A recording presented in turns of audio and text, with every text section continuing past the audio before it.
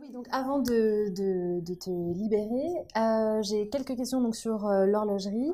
Quel regard aujourd'hui portes-tu sur l'horlogerie en général? Vaste question. Vous avez 2 heures.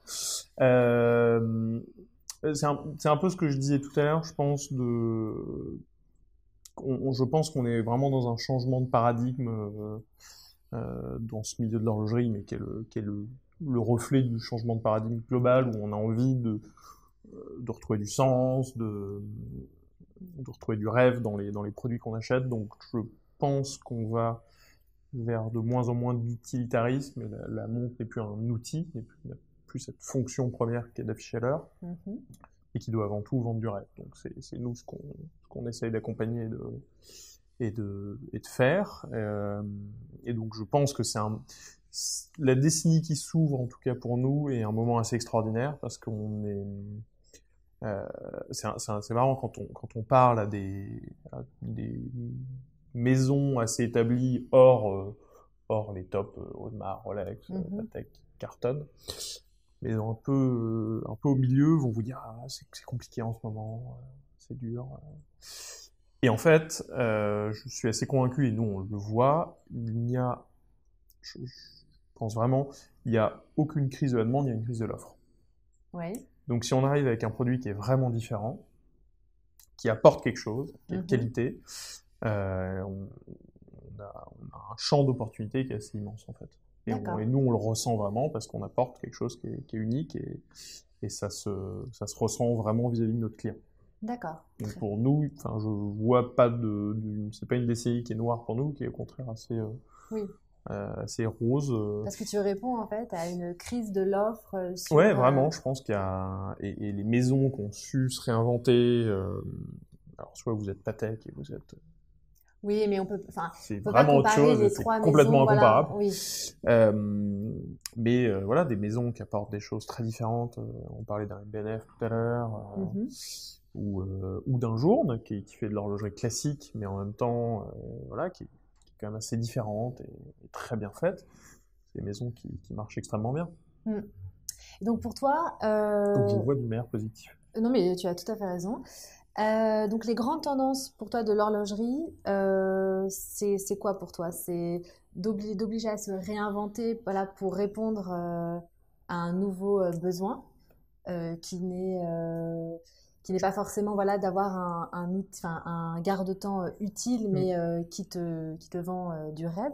C'est quoi pour toi les grandes tendances de l'horlogerie quand tu nous dis qu'il y a un problème de l'offre et pas de la demande Non, dans ce mais c'est monde-là? c'est ce que tu dis. Je pense que beaucoup de maisons sont prises au piège de ne pas se réinventer. Mhm. Ce qui est un exercice compliqué. Plus la maison est grosse, plus c'est compliqué. Oui. Euh, donc nous, on essaye d'apporter ça. On a essayé de le faire d'une manière sincère. On ne s'est pas greffé à un univers, l'univers de la voiture ou l'univers Du sport, du sport, de la ouais. plongée, de l'aviation, même si j'adore la plongée et j'aime bien prendre l'avion, surtout pour partir loin. Euh, En revanche, nous, on s'est dit, bah voilà, notre sincérité, c'est de coller à notre ADN en tout cas. C'est des pièces qui sont très architecturales, qui sont liées au monde de l'art. On avait lancé notre marque il y a un an avec comme ambassadeur Hugo Marchand, qui est le plus jeune danseur étoile de l'Opéra de Paris.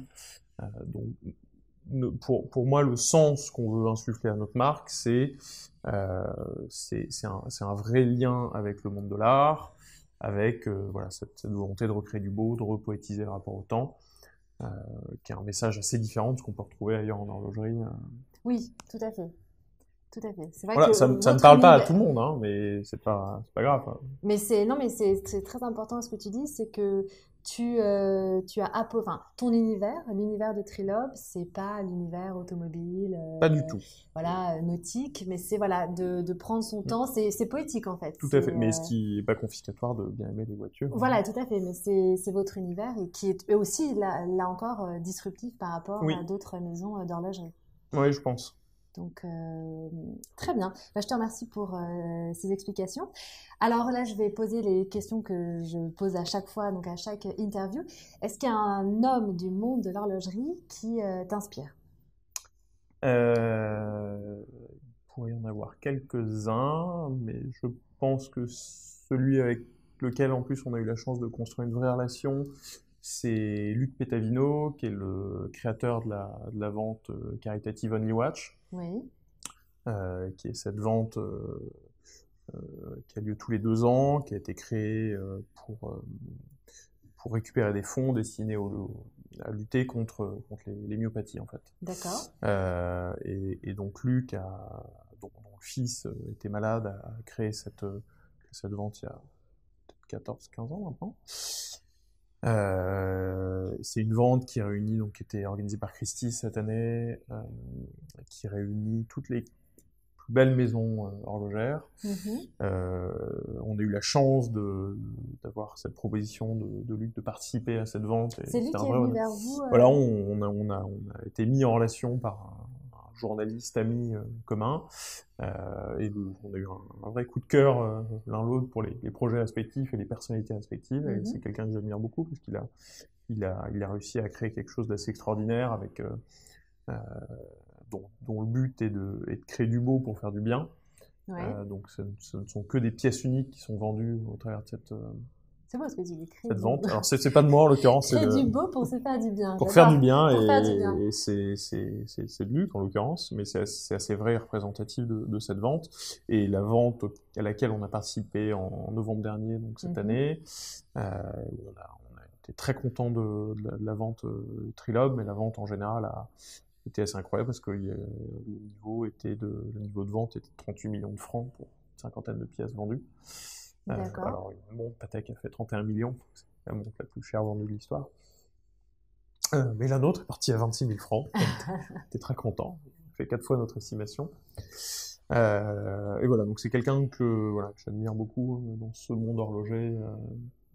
Il arrive à réunir pas mal de talents sous une même ombrelle. Pour une bonne cause. Pour une bonne cause en plus. D'accord, très bien.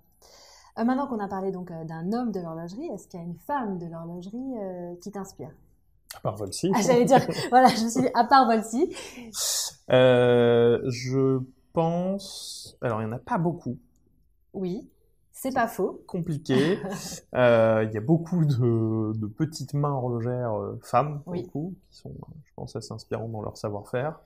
Après, je pense qu'une personnalité qui ressort, c'est Athéla Stas, qui est la cofondatrice de Frédéric Constant. Oui. Et qui a réussi avec son mari à créer, je trouve, en 30 ans, quand même, une sacrée maison horlogère avec cette volonté de créer des montres bien faites et à des prix qui sont raisonnables. Oui, tout à fait. Oui. Et je trouve que c'est vraiment un beau succès. Et le parcours réalisé est quand même assez impressionnant. Et c'est chouette qu'une femme puisse s'immiscer dans ce monde très, très masculin pour le coup. C'est bien d'avoir des femmes dans ce milieu, mais elles sont encore peu présentes. Et moi, je serais ravie, c'est pour ça que j'étais contente aussi de vous rencontrer, parce que j'avais envie aussi d'en savoir un peu plus sur Volsi, qui est la première femme que j'interviewe, et d'en savoir plus sur son histoire. Donc il faut la faire venir. Je serais ravie. Alors après quelques minutes, parce que je sais que vous êtes très occupés, puis ça fait déjà longtemps qu'on vous sollicite. Mais donc après ma dernière question, après j'en aurai fini. Est-ce qu'il y a est-ce qu'il y a une marque, pas forcément horlogère, qui t'inspire? Une marque qui m'inspire, il pourrait y en avoir quelques-unes. Il y a un vrai lien avec l'horlogerie pour le coup, ce serait Chanel. Oui. C'est une marque qui fait tout très bien. Oui, c'est vrai. Et donc c'est une vraie source d'inspiration pour viser très haut. Mais, oui. Mais tu as raison. Donc c'est une vraie inspiration. Après, tout en ayant aussi très bien réussi, c'est De Vialet que je trouve assez impressionnant dans ses enceintes. Qui ont réussi à apporter un très beau produit, à un prix qui est très beau aussi, et qui en termes de communication, je trouve fait aussi très bien les choses et a réussi à créer une marque qui donne vraiment envie. D'accord. Qui a été, alors moi je connais deux noms et très rapidement, donc c'est une marque qui a été créée par un Français. C'est une marque créée par des Français. Français. Qui s'est énormément développée ces dernières années. Grâce à une communication. Et effectivement, ça vaut le coup d'aller voir leurs produits et leur com, c'est assez chouette. D'accord, moi j'irai faire un tour parce que je connais les produits, mais je connais pas trop la communication qu'ils ont fait donc ces derniers temps. Très moderne. D'accord. Ce vers quoi on souhaite tendre. D'accord, ok, très bien. Eh bien, écoute, merci beaucoup Gauthier pour ton temps, de nous avoir raconté ton histoire, ton parcours et les débuts, puisque Trilob n'a qu'1 an, mais les beaux débuts de Trilob. Et on vous souhaite, enfin, je te souhaite et mon équipe, beaucoup de réussite pour 2020 et pour la nouvelle décennie qui s'annonce. Merci beaucoup. Merci.